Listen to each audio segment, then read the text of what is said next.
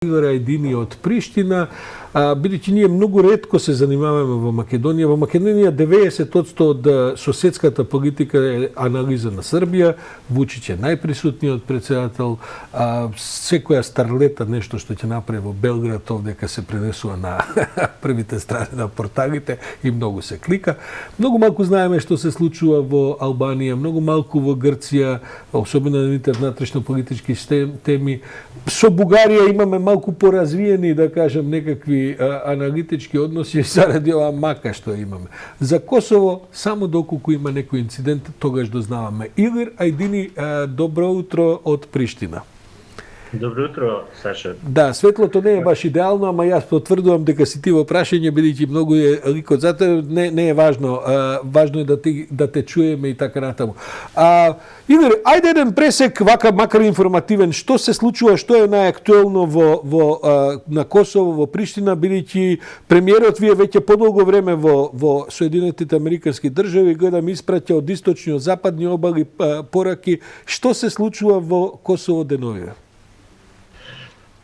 Искрено, не е нешто многу. Премиерот и председателката на Косово се надвор од земјата веќе подолго време, мислам, веќе неколку дена. Во земјата нема некои активности, има некоја седница на собранието со редовни активности, редовни точки, верификации и такви работи. Има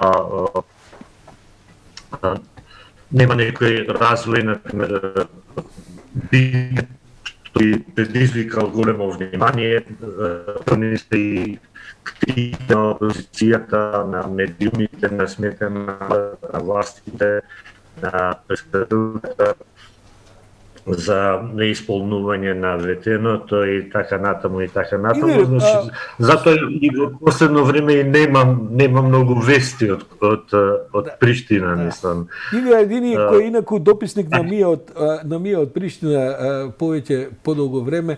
Илир, кога минатиот март, значи не овој претходниот, Албин Курти дојде на власт на Косово, јас ги читав тогаш нивните заложби за тоа дека ќе има нова надворешна политика, таа ќе биде принципијална, ќе се раководи од високи интереси и така натаму. Ево, поминаа година и неколку месеци и дури внатрешните коментари што ги читам од колеги аналитичари од Косово се дека практично ништо спектакуларно ново не е понудено, па дури на некои теми се оди и назад. А тоа секогаш е примарно односите со Белград и така натаму. Точно ли е оваа проценка? Да, точен ви печатокот, мислам, навистина, барем така се коментарите и тукашни, а и од надвор дека нема некој напредок во надворешната политика. Дури надворешната политика е најчесто на мета на критиките на опозицијата, на сегашната опозиција.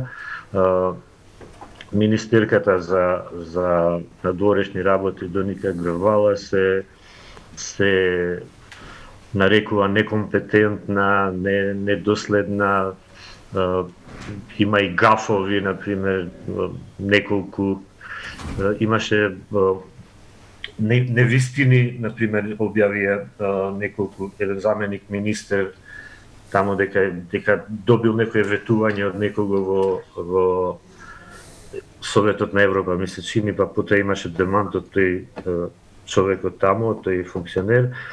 Така што во тој поглед нема некој напредок. Дури премиерот Курти се критикува дека е недоследен на своите ставови во однос на Србија. Например, тој пред една недела имаше вечера со Вучиќ, со председателот на Србија Александар Вучиќ и со посредникот на ЕУ за диалогот со Белград Лајчак, Мирослав Лајчак, и избувна коментари во јавноста и од опозицијата и од голем број медиуми дека каде останаат оние зборови на Курти кога беше во опозиција и кога велеше дека нема зашто да се гледаат косовските политичари со Вучиќ, се додека тој не побара извинување прошка за злосторствата во Косово.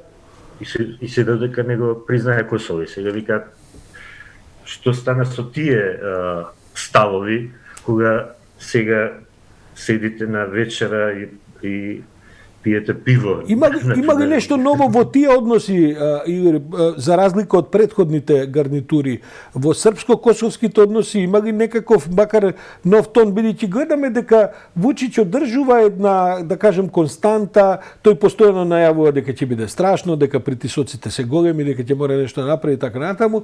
Од другата страна, има ли нешто ново од Приштина? Ништо ново. Например, има еден вице-премиерот кој што е задолжен за преговорите со Србија, тој оди на некои средби таму со овој директорот на канцеларијата за врски на канцеларијата за Косово во косовската влада и не успева да се договорат за ништо. Единствена точка околу која се врти нивниот разговор е што правиме со табличките, регистерските таблички на возилата кои и тоа прашање се влече со години и никако да се никако не може ни тоа да се реши, а камо ли да се што е едно релативно техничко прашање. Неки друг напредок, така што за крај да прашам, Игор, бидејќи меѓународната заедница се разбира секогаш била еден од главните политички, внатрешно-политички фактори на Косово. Што прават странците на Косово во овој момент?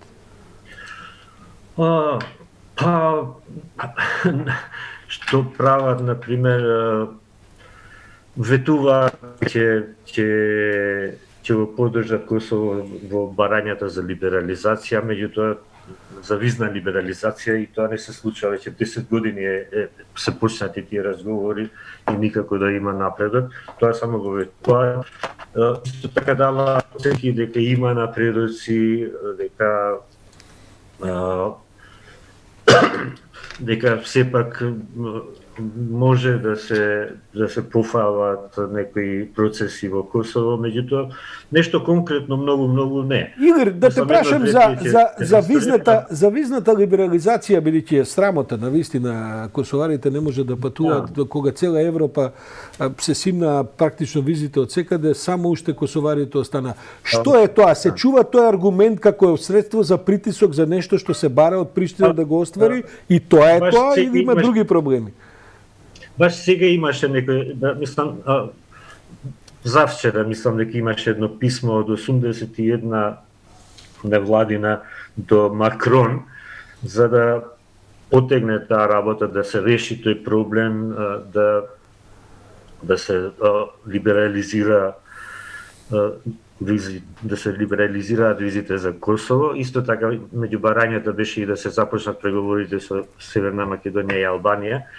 И тука имаше коментари дека се чини дека таа работа е од стендбај се додека не се постигне виден напредок во преговорите со Србија. Значи, тоа се толкува дека тоа е аргументот на тоа е Тоа обично во меѓународната политика се чуваат такви работи за некој да биде награден за внатрешно политичка, се разбира некаква корист, доколку испорача. Тука се Франција и Холандија тие што кочат најмногу според официјални јавни информации и се тврди дека е тоа токму тоа. Значи, дајте нешто, постигнете нешто со Србија, со Белград, со овакво, па ќе ви пуштиме визите. И тоа такви ветувања имаше и во минатото.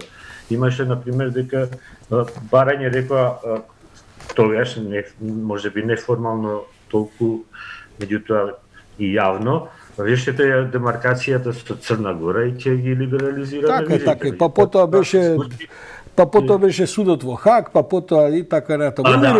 Игоре, се извинувам, морам да го привршувам мој разговор, бидејќи колешката Марија Весова е помена, ќе ја останат 10-12 минути на неа. Благодарам многу за ова утринско јавување. Се слушаме ние во следната прилика, бидејќи еве повторувам во Македонија, Косово се третира само кога ќе има некаков евентуален инцидент помеѓу Србија и Косово. Многу малку вести. И давам вести, што не е само за инциденти, меѓутоа во ред. Така е. Благодарам уште еднаш Игор Ајдини, дописникот на МИО Косово.